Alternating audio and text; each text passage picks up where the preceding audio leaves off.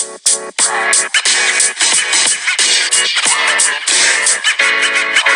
to STRIVECast. Season 4, episode 38. 33. Yay! All right. Welcome back. 33. Yeah. Would you guys like to introduce yourselves? Yeah, NPT, Noah Thompson. Who's the other host? Oh, yes. Jeff. Hello. And our producer. I'm Jeff. All right. Susie, go ahead.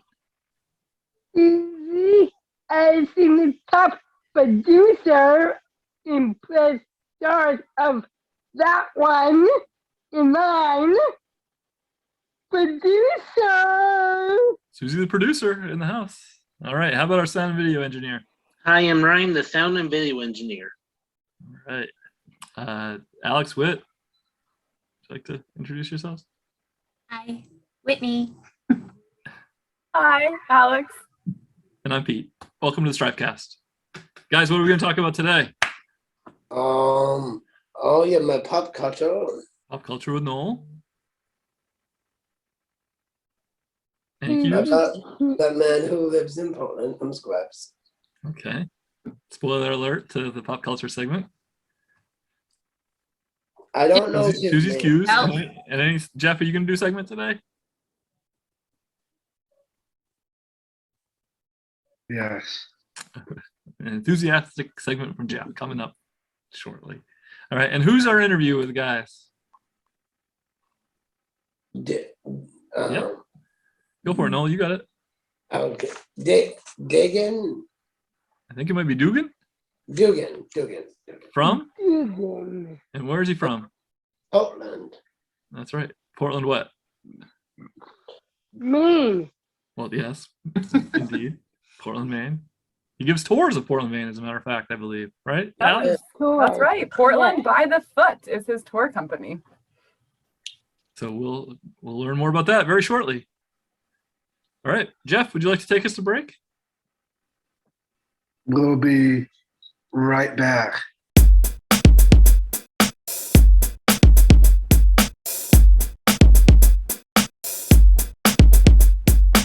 Welcome to the STRIVECast. Can you tell us about yourself and about Portland by the Foot? Sure. My name's Dugan Murphy. I'm the owner and tour guide for Portland by the Foot. I have a few years experience as a tour guide in Portland for another company, but I just started this one this year. So we're only about a month and a half into doing tours, but with my previous experience, I've done tours for more than 24,000 tourists. Not quite 25 yet, but more than live in Auburn, I believe. So I have a little bit of experience so far. And this is a tour company that focuses on the kinds of people and events that you often don't hear about on other tours or in the typical history books, highlighting people of color, women, the kind of leadership and contributions that are often going unrecognized. And so I like to highlight those and really focus on them as we walk around town and find the landmarks that have to do with their stories and stand where they stand and talk about what they did in those spots. That sounds pretty cool, huh, guys? Mm-hmm. All right. Yes. Jeff, over to you.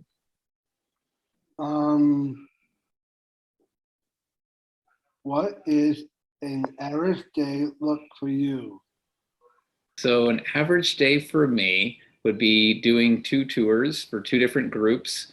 And it's a whole mix of people that tend to take my tours. And I really enjoy meeting up with those folks, figuring out where they're from, what their interests are, and then learning from them as we go along too. So part of my day is not just telling them history, but actually discussing it with them a little bit more, which is something I really enjoy as a walking tour guide, leaving my previous job, which was much more of a monologue kind of tour guide. This is a little bit more of a discussion oftentimes. And part of the job, of course, also in between tours, before and after, it's often answering questions from guests. It's making sure that people know where to show up and how to get there and that kind of thing. That way, everybody has an excellent time and people aren't stressed out trying to figure out how to get to where the tour starts and then how to get to dinner. Sometimes it's just giving them great recommendations about where they might have lunch or dinner, something like that, as well as answering questions about history. Great. Noel? Okay. Oh, what favorite part of I'd say my favorite part of the job would be what I just barely mentioned a minute ago about meeting other people, because we have people of all sorts of backgrounds from all sorts of places taking this tour, international tourists, locals, people from other parts of the country. And oftentimes what they find on these tours is that the stories from history have a lot of relevance today. And it will bring out from them sometimes things that they want to share with me. And I feel really lucky sometimes to be able to have created this really special space with the other people on the tour. It's usually pretty small groups. And when we get to talking about something that has some kind of relevance to their lives, they'll end up sharing stories. And it might have to do with the nature of race in this country and its history. And then people end up talking to me about how race has played out in their life, or in ways that you don't typically get in these kinds of conversations with people you met 30 or 60 minutes ago. But we're able to create this magical space together. And through historical interpretation, these kinds of like environments for sharing are created. And it's really amazing. That's really my favorite part. Yeah.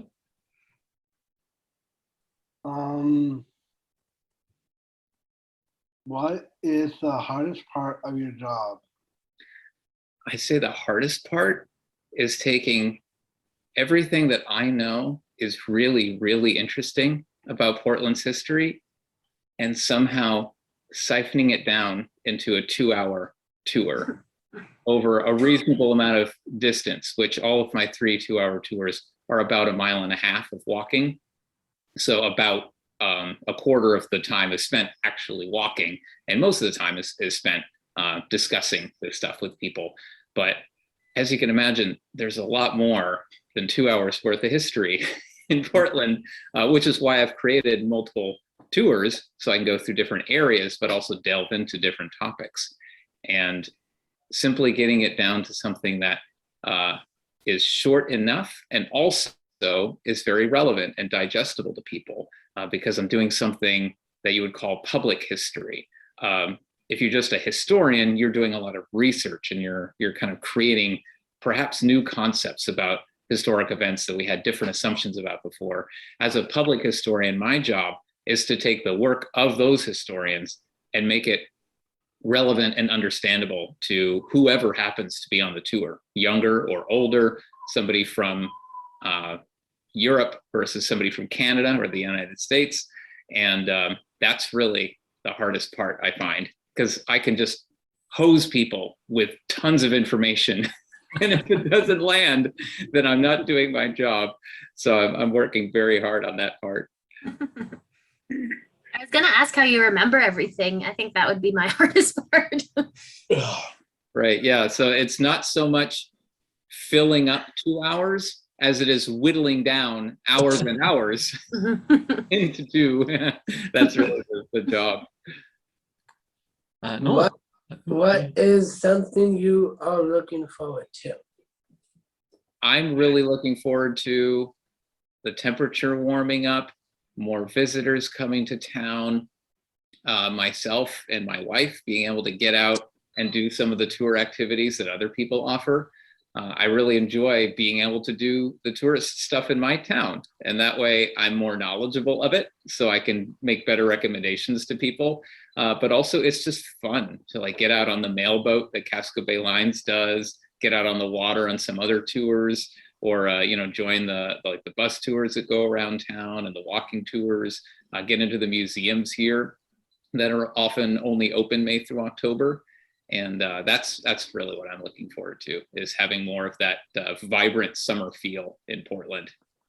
Coming. Which, of course, then gets too much by September, and by October, November, it feels so good to have the streets be quieter. And now I'm putting sweaters on and everything. And then, of course, by January, February, I'm sick of that, and I want this. That's the magic of living in a Four Seasons community. That's right. Jeff, Yes, Pete. you're up. Okay. What is something you wish everyone know about Portland? I think if there was one thing, one concept, it would be a better understanding of the Black history in Portland. Because we're talking about on the tours that I give, all of them highlight Black history, but then one of the 3 tours just is Black history and really focuses in on that because there's so much of it. And that is so poorly understood, I find, by people around here. We're looking at a population that has never been in the majority, has always been a fairly small minority, and yet has a very, very deep history in Portland and a disproportionate impact on the structure of the town, on the lives that we live, the liberties we enjoy. And that's what I find really motivating in this job, is highlighting these stories that often go overlooked. Wow, that's great. Other questions before we move into the lightning round, guys? No? Hey, Pete, I kind of do. I got some rapid questions to ask. Okay, then why don't you kick off with one of those? Okay. What type of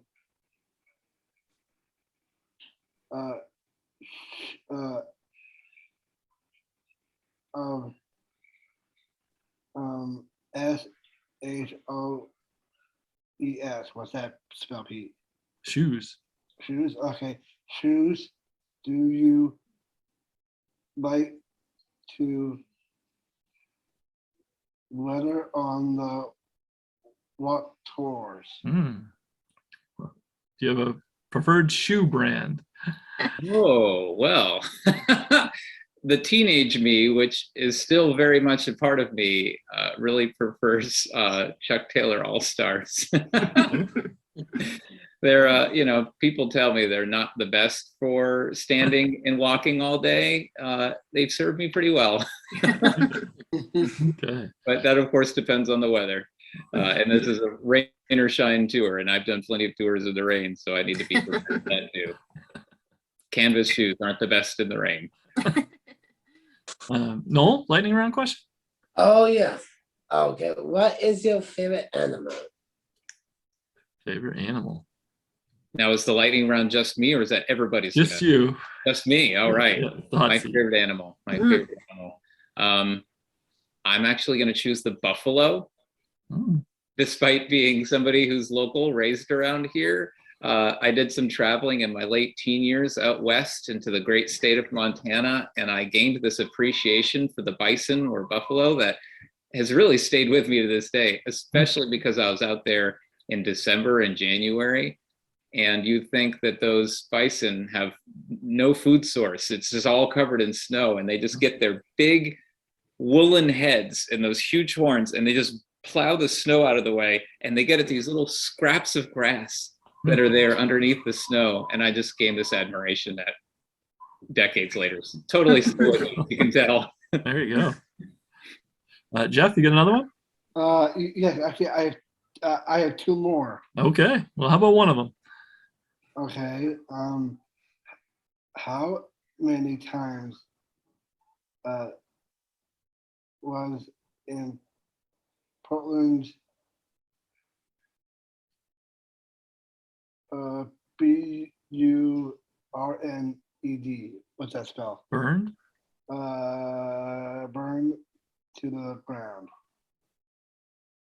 So some people might tell you 2 or 3. I'll tell you 4, because you want to include not just the accidental fire in 1866 and the Revolutionary War in 1775, but also the lesser known wars of King William's War in 1690 and King Philip's War, 1676, both of which really destroyed Portland by fire as well as warfare. Wow. I did not know that. Wow. The lesser known stuff is the stuff I'm into. Noel, another lightning round. Okay, what is your favorite kind of exercise machine? Wow, exercise machine. I have so little experience with exercise machines. You know, I really, as a teenager out at the main mall, if any of you are old enough to remember Service Merchandise. Oh yeah, yeah. I worked at Service Merchandise as a teenager. We retailed treadmills. And my favorite thing to do when it was, say, a blizzard and nobody's coming in, turn on all of those treadmills at different speeds and they're all lined up with each other. And me and the other clerks would run across them. Oh, wow. And so you're running like this. I don't recommend it. It's something to do when you're a teenager and you don't know any better. It was like training for your walking tours. Precisely, yeah, because now we're dealing with tricks that are sometimes a little funny. A lot of time on cobblestones. There you go. There are all sorts of different heights and level steepness. All right, Jeff, you got another one? Yes. Yeah, it's gonna be a little hard to spell. Is a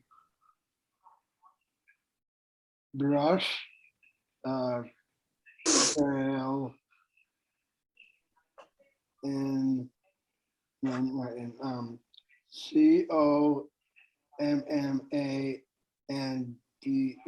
What's that spell, Pete?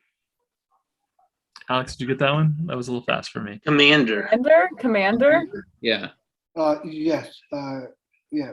In Portland, and why? So what's the full question? I got Commander. Can you You read the beginning, Jeff? Yeah, hit it one more time, Jeff. Is a brush trail commander in Portland, and why? Is it brush trail commander? Yeah. I don't know what a brush trail commander is. I don't either. Do you, Jeff? Me neither. All right. Well, how about make up a fun lightning round one then, Jeff? Okay. Well, what is your favorite superpower and why? There you go. Cool. My favorite superpower is being able to see the future and the past. I'm thinking of superhero movies where maybe a character is able to see all of time at once. And so they're able to see so many things happening in one spot. And that's almost the experience I get sometimes in some spots on the tour where I struggle with which story do I tell, because so much has happened here over time that I can almost in my mind see all these different people from different eras doing different things in this spot and the landscape around it changing. I kind of wish that I could actually harness that and see maybe into the future and be able to tell that as well. Maybe that's what a brush trail commander is. That's the superhero that can do that. Ryan, do you want to wrap it up with your favorite last question? Tell us your best joke. Oh, okay. All right. So if anybody's watching this, okay. My favorite joke. Did you know that every single can of B&M baked beans has 239 beans inside? And why? If there was just one more bean, it would be too farty. One. We got 40. The girl one. And that's what I enjoy about this joke. Some people, they're laughing immediately. Other ones, they're thinking about it for a minute, and then it lands. I love it. Awesome. Well, we really appreciate. Oh, do you have a website you want to throw out too before? Oh, and So before, the website for my company is www.portlandbythefoot.com. And that's where you can learn about the 3 different tours that I do, see the most up-to-date booking calendar, and book a tour if you want to join me on a walk through Portland. Great. Well, we appreciate you spending the time with us today. And Jeff, would you like to take us to break? Yes, Pete will be right back.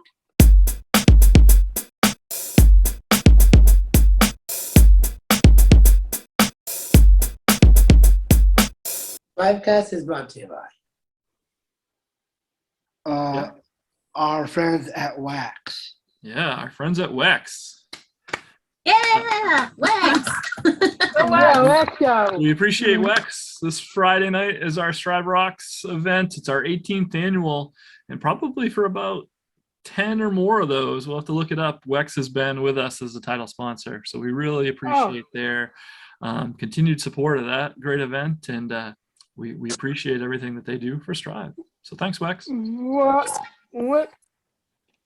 All right, Jeff, want to take us to break? Yes, Pete. We'll be right back.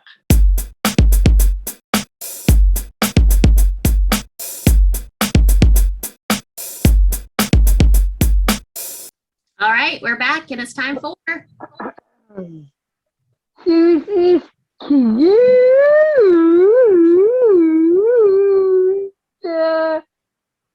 She's cute. She's cute. I'm really cute. And I am in for yellow today. All right. Being what? Oh yeah. It's a double bim what kind of day? All right, before we get going, would you like me to do a score recap? Not necessary. Absolutely. Yes, Whitney. All right. So we have in 5th place, Susie with 64 points. In 4th place is Jeff with 69 points. In 3rd place is Pete with 89 points. We have a tie for 2nd place with 106 points. We have a cocktail up on the screen. 106 points. Ryan and Noel. And in 1st place is Alex with 134 points. It's just crushing us. The topic of Susie's Cues today is pretty fitting for our guest, I think. Yes, it is. Portland Headlight. Oh, it's about Portland. Brilliant cars. All right, let's go. Portland Headlight was ordered, booked by the King of England.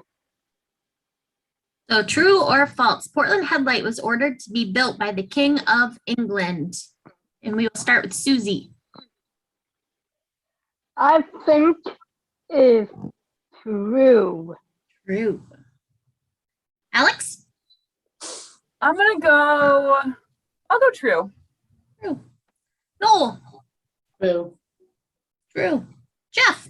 Whitney, I'm going with true. True. Ryan? True. And Pete? I'll go false. All right.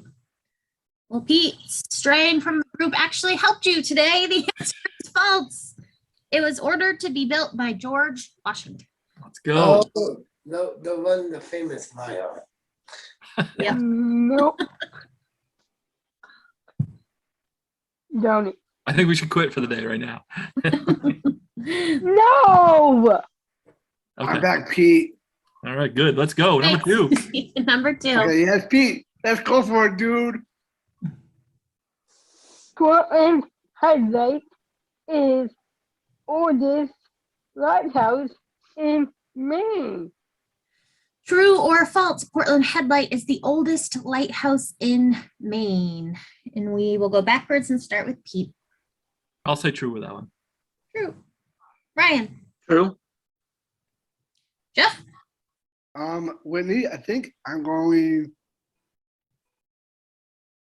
Actually, I think I'm going with false. False. Noel. I think false too. Alex. I think true. And Susie. I'm going with Miss Wood herself is true. True. All right. Well, for those of you that said false, you are incorrect. The answer is true. It is built in 1791 and is Oh, Yeah. so- a house in Maine. Let's go. Here we go. 2 for 2 for me. Oh yeah. You're is- going down on this one, Pete. Let's go. And Let's you bring it. too, Alex. All right, Susie, let's read number 3. Current Headlight is most photographed lighthouse in the world. So, true or false, Portland Headlight is the most photographed lighthouse in the world. And we will start with Alex. I think false. Susie. Pause. Jeff. Whitney, I'm just gonna say true. True. Noel. false. Ryan. False. And I think that's true. Thank you, Pete. You're welcome, Jeff. you know your lighthouses. The answer is true. People come every year to see the lighthouse and take pictures of it. Boom. Let's go. Yeah, let's go, Pete. Yeah. Please hold for 1 second. This is our last question. This is tough. There are 3 possible choices. So how would you like to do the points? I don't care as long as it's worth a lot. I mean, there's one answer, but you get to pick from 3 different things. Oh, Yeah. still worth a Please. lot. 100 points. Susie, what do you want to I'm down do now. about points? It's the same. It's not, you can't go over this one. So it's not like a runner-up one. It's just if you get it right. So I don't know if it should be just 1 point if correct, or if it should be like the bonus round where it's 2 or 3 points. I 5 points. think Pete, let's do that. All right, Uh, what is it?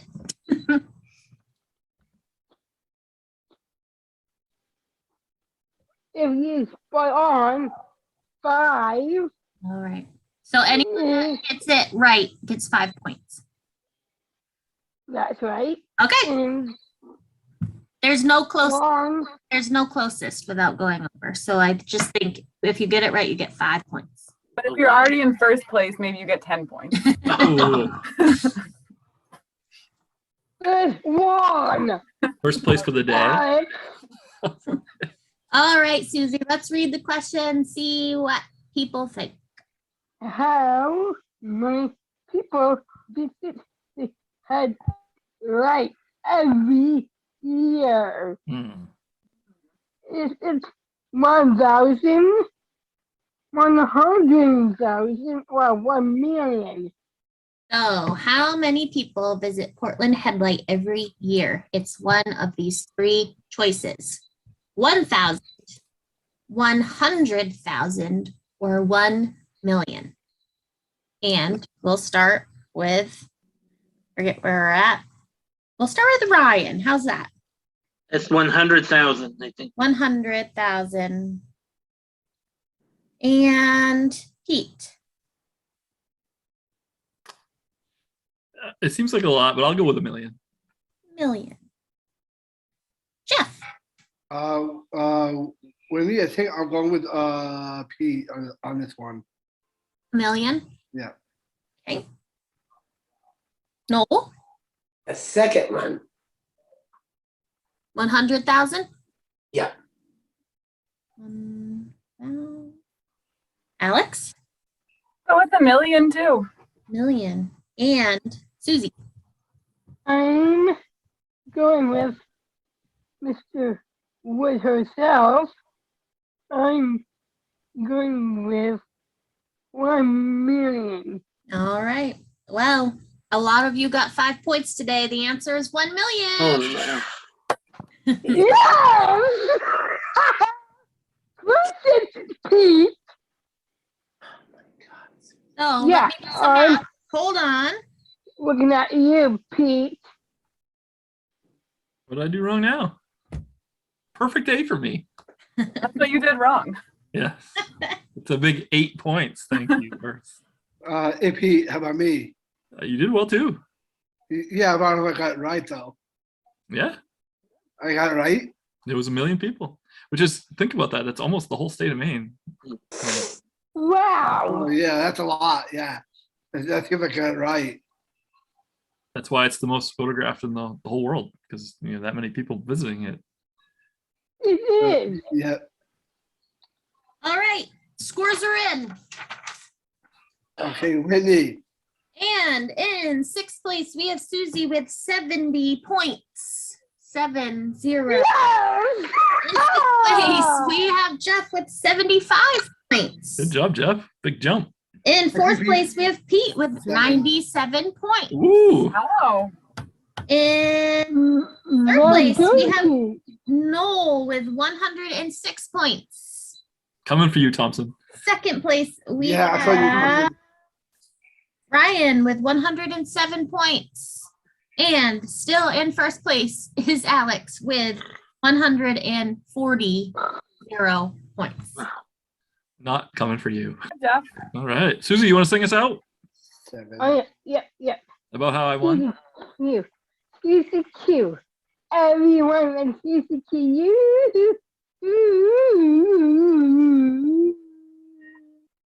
Two A's is in the house. Yeah. Bam, what? Been what? Been what? All right. Jeff, want to take us a break? Yes, Pete. We'll be right back.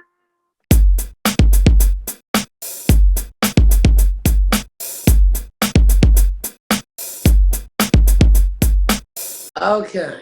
It is pop culture with NPT. I don't know his name, but about that man who lives in Portland, Square by heart. But I know about Cheaper from the Dozen, the new one. He's in Cheaper by the Dozen? The one with the other guy from Scrubs, the tall guy. Yeah. With Zach Braff. yes, yeah. Is He that lives the in one that Portland lives now? in Portland? Portland? No, not him. Somebody else from Scrubs. Someone told me. How would we know? How do you know this? So someone told me, but I don't know who told me. All right. If we told you the name, would you recognize it? Yeah. Okay. Old guy, young guy? Is it a guy? It is. It's not Zach Braff. No, Donald Falson? I don't know. Would you like to see pictures? Yes. I Googled Scrubs Portland, Maine, and nothing. I Googled Scrubs cast. All right, hold on. Oh. All right. Can you see this, Noel? Oh, yes. Is it any of it's not this guy, he already said. It's not Zach. No, It's not the guy that plays Christopher Turk, No. not him. no. The janitor guy, Neil. Would have been him or the other guy beside him. This guy, John McGillney. Yep. McGinley. He side note about John McGinley, he actually, I believe, has a son with Down syndrome and has been very active on the National Down Syndrome Board in the past. So Maybe we'll have a new friend of Strive. But maybe that could create a case for doing an interview.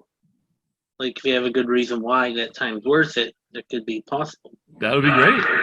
I'm not sure how we figure out who lives in Portland, but if you were on the show Scrubs and you're listening to the STRIVEcast, please send us an email and let us know. I know who else. Remember that show we met in Task Conference, Peter? Yes. From Just Shoot Me, Maya, and she has a son who has a Down syndrome disability. That's right. Yeah. Yeah. That is correct. Okay, back to pop culture. Okay. Any other celebrities living in Portland? I don't think so. You might have just started a giant rumor about someone from. But someone told me about it, and I don't know who. A mystery source. Oh, it could be. I got it. John Mitchell, Christopher, Perry, Elliot. You got the cast of Scrubs there too? Yes. Okay. All right, Noel, anything else for your segment? Oh, okay. Any new movies you've seen lately? I know I haven't seen Saving Private Ryan, but I know that's a beautiful movie. And that's it. Just in time for Memorial Day. Yeah. Okay. Yeah. There we go. And that's pop culture with Noel. Yeah. Jeff, want to take us a break? Yes, Pete, I'll do that for you. We'll be right back.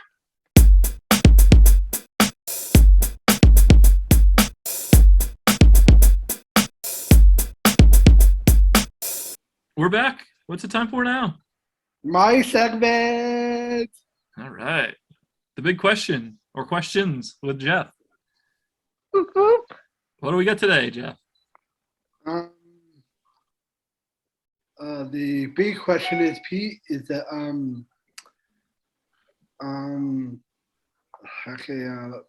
let me think here, Pete. Okay. I think here.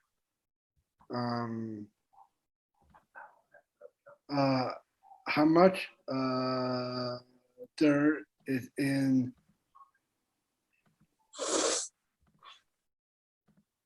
a pot? I think it depends on the pot. Yes. How much dirt is in a what? How much- Oh, pot. Pot. That's a very deep riddle, I think. 65 cents. Brazil? You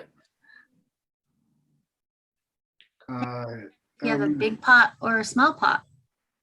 Oh, a medium-sized pot. I mean, what is the world's largest flower pot? Yeah. Oh, okay. Yes.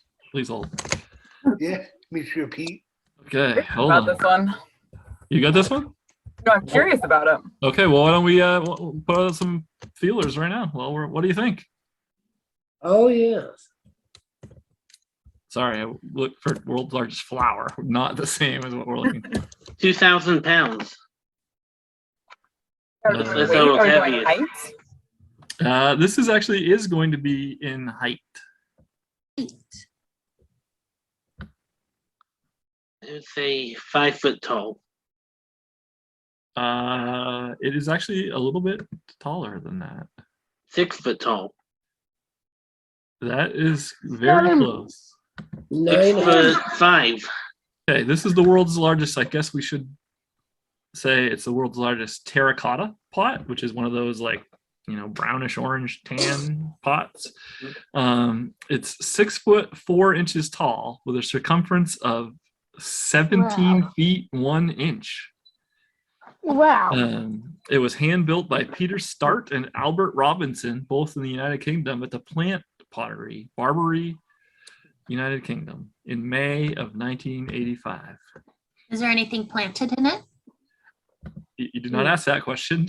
You asked for what the world's largest plant pot was. I'm going to say no. And I do not have a picture. So that literally is all the information I have on the world's largest plant pot. If you go and find out any more information about the world's largest plant pot, please feel free to email us at strivecast@pslstrive.org. AP, I think actually Wendy got it right. Oh, thank Good job, Whitney. Wow, Whitney. Thank Wow. you. Good job, Rick. I am so proud of my producer All right, right Jeff, now. any other questions for us? Yes, I do. Okay.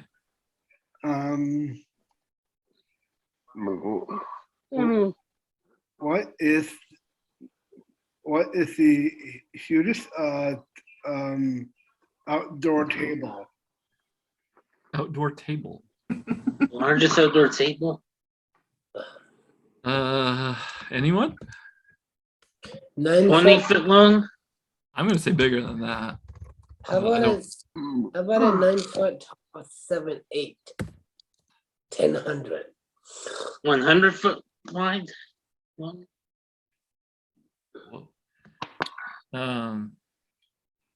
Oh, come on, don't sit back. World's largest outdoor shake table. I don't know what that means, but do we know what that is? What's a shake table? Oh, that's like an earthquake simulator. Not what we're looking for. I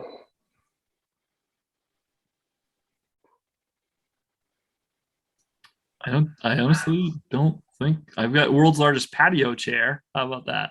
Yes. Okay. That works, Pete. All right. It's outside Sunnyland Furniture. Oh, it's quite large. It's been at Sunnyland since the early 1990s, and we're pretty sure it's the world's largest aluminum patio chair. Which pretty sure. Trying to figure out. Doesn't say. Look this up. What? Haven't we looked this up? I think we did like lawn chair or something like that. This one doesn't even have dimensions. I'm sorry to say, I'm striking out today, Jeff. So I guess it's just very large. I found the world's largest picnic table. Ooh. Yes. I was a little too excited about that. Sorry. Very exciting. It's in Memphis. And it is 1,336 feet and 2 inches long. wow. Wow. Lighthouse, you are unstoppable. She didn't make it. Very large picnic table. Oh, wow. Where is that? Wow. Girl, that is big.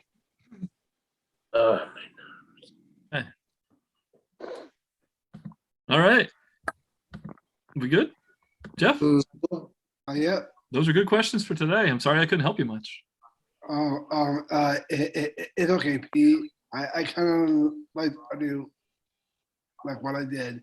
Good job. I like what you did too. All right. If you like what you did, why don't you take us to break if you're all set? Okay, Pete. I'll do that for you, buddy.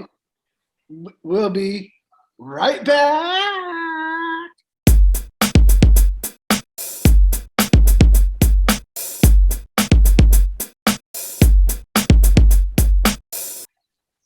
STRIVECast is brought to you by Listeners like you. Listeners like who, Susie? Trent Zimmerman. Trent Zimmerman. Yay! Yay! Thanks for listening, Trent. Jeff, how can somebody else be the listener of the week? You can send us an email or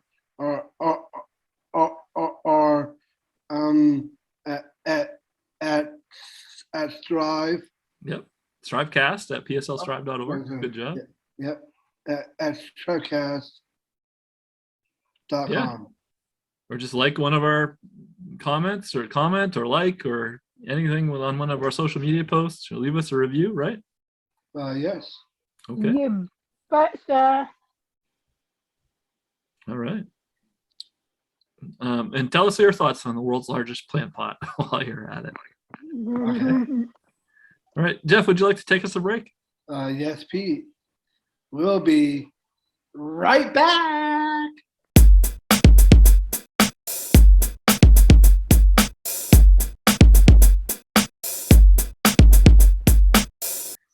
Here it is. Here it is. What is it? No, what's It's here? time to wrap it up. Wrap it up. Wrap it up. Wrap it wrap up. it up. Wrap it up. Wrap it up. Wrap it up. Wrap it up. Wrap it up. Wrap it up. Wrap it up.